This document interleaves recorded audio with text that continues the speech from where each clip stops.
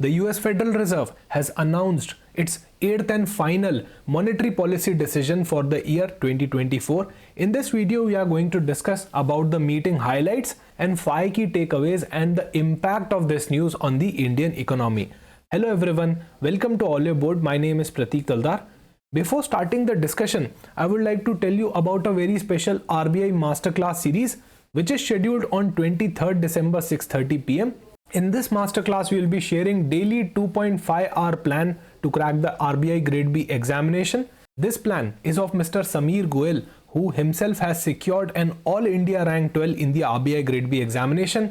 We'll be discussing about the learnings from 2024 examination, daily 2.5-hour plan, exam patterns and the recent trends, strategy overview, and we'll be having a Q&A session as well. So I would encourage you guys to join this workshop and start your preparation for the RBI Grade B examination 2025.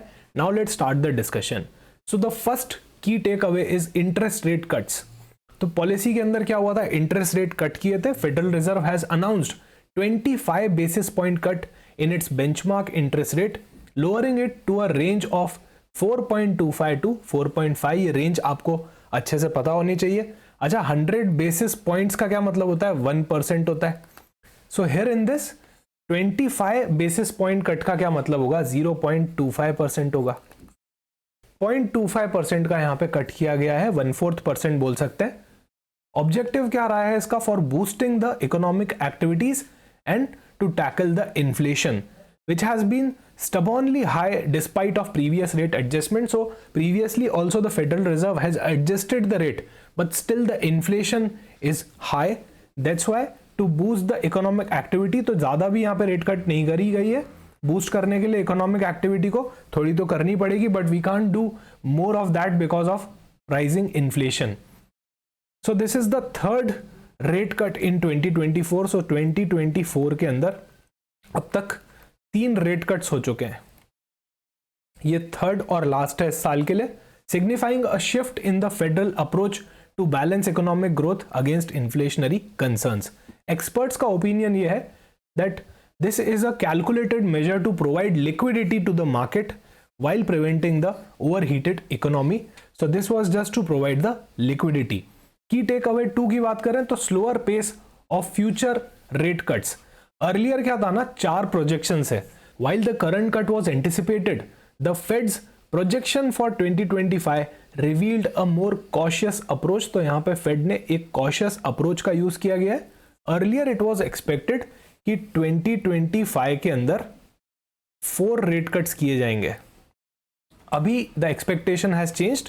2025 के अंदर revised है कि यहाँ पे 2 ही rate cuts किए जाएंगे.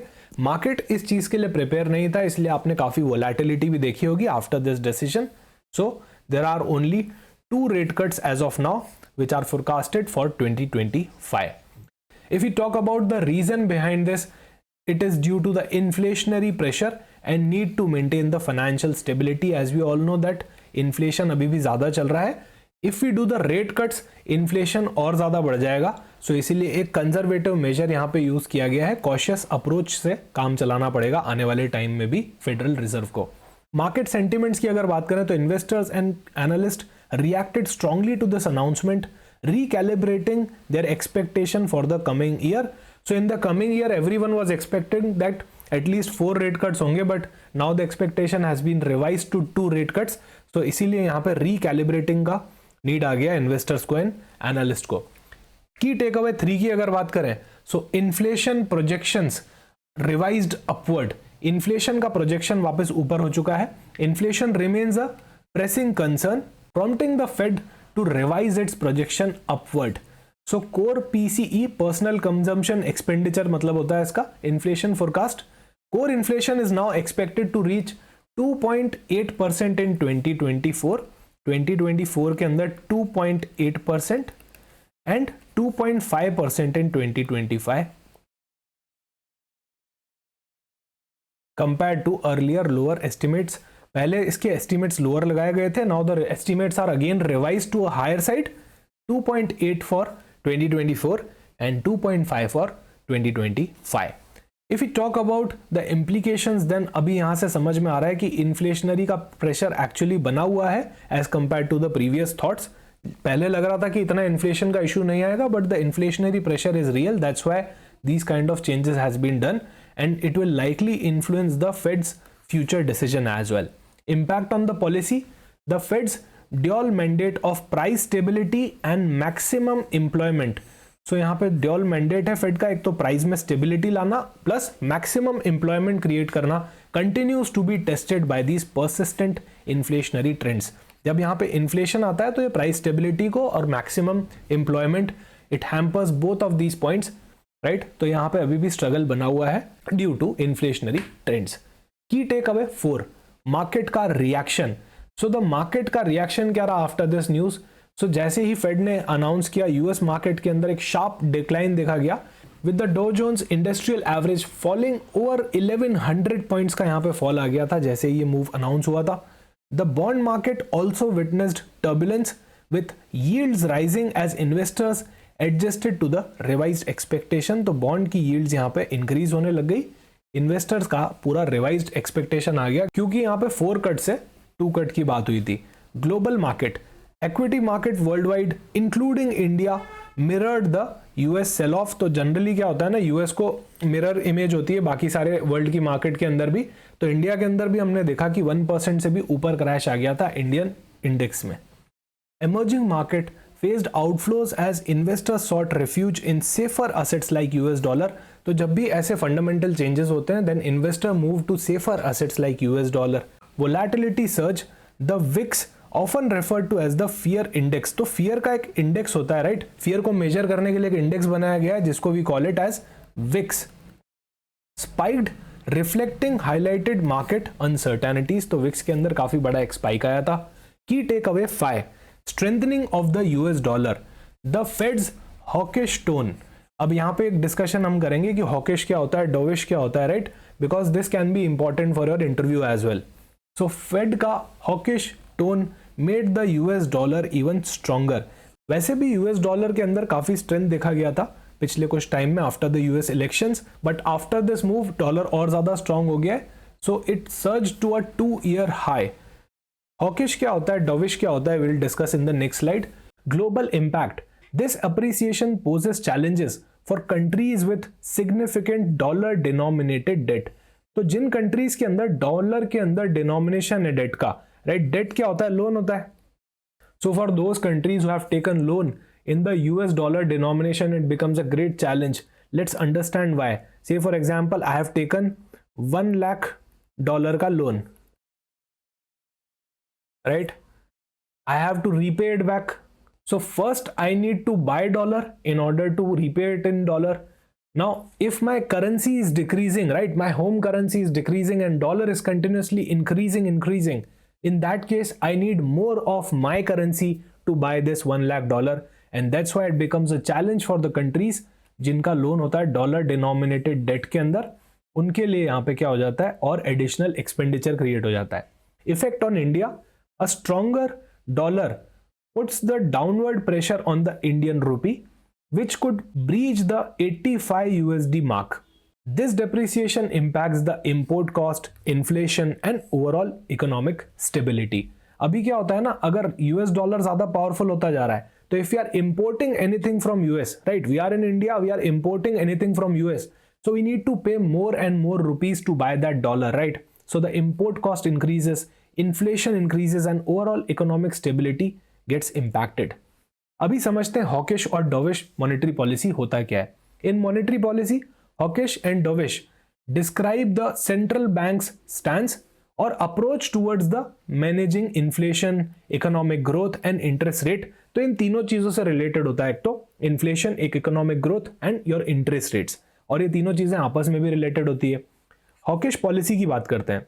अ hawkish stance indicates that the central bank prioritizes controlling inflation over promoting growth. तो यहाँ पे बहुत ज्यादा रेट कट्स ना करके इन्फ्लेशन को कंट्रोल करने की बात की गई थी, तो ये काइंड ऑफ फेवर में जाती हुई दिख रही है हॉकिश पॉलिसी के, right, a kind of hawkish policy. This involves raising interest rates और maintaining them at a high level to curb excessive demand and inflation. तो यहाँ पे या तो हम इंटरेस्ट रेट्स को बढ़ाते हैं या फिर उनको स्टेबल रखने के लिए, कम कट करने के लिए एडवाइस करते हैं। Similarly dovish policy is just the reverse of hawkish. Dovish stands focuses on boosting economic growth and employment. तो यहाँ पे हम इकोनॉमिक ग्रोथ को बूस्ट करना चाहते हैं, एम्प्लॉयमेंट को बूस्ट करना चाहते हैं रिगार्डलेस ऑफ हायर इन्फ्लेशन। तो अगर थोड़ा इन्फ्लेशन टॉलरेट भी करना पड़ जाए तो भी at the cost of economic growth हम यहाँ पे इस पॉलिसी के अंदर करना चाहते हैं। This involves lowering the interest rate और keeping them low to simulate spending and investment. अभी if the interest rates are low then people will borrow money and start investing everywhere, right? So that way economy की growth हो सकती है, right? Investments बढ़ाए जा सकते हैं। Impact क्या रहता है? Dovish policy tend to spur economic growth but may lead to higher inflation. So इससे इन्फ्लेशन ज्यादा हो सकता है, तो इन दोनों का एक बैलेंस होना चाहिए हमेशा। Now let's understand about the impact of this news on our Indian economy. Currency depreciation, वैसे भी देखो ये बहुत ही हॉट टॉपिक चल रहा था अभी, राइट? करेंसी हमारी डिप्रिसिएट हुए जा रही है। Like we can see in this chart की पहले क्या होता था ना, 2020 में 2021 में अराउंड 70 to 75 फ्लक्चुएट करता था यूएस डॉलर का प्राइस, राइट? एक यूएस डॉलर का प्राइस 70 रुपये के अराउंड मान लेते हैं कि पहले चलता था, राइट?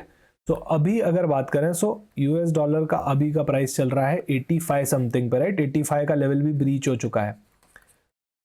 तो यहाँ पे अभी कुछ बिगनर्स को कंफ्यूजन हो सकता है कुछ लोग बिल्कुल ही नॉन कॉमर्स बैकग्राउंड से हो और उनको नहीं आइडिया हो करेंसीज का एंड ऑल। एक कंफ्यूजन ये हो सकता है कि सर ये तो रुपी तो बढ़ रहा है, 70 से 85 हो रहा है, तो ये तो एप्रिशिएट हो रहा है। ऐसा बिल्कुल भी नहीं है। This is a kind of depreciation in rupee and appreciation in dollar. Think it this way, पहले 1 यूएस डॉलर 70 रुपीज बाय कर लेता था, अब 1 यूएस डॉलर तो 1 यूएस डॉलर ही है, but it can buy 85 rupee worth of goods, right? In Indian economy. That means US dollar का value बढ़ गया है, राइट?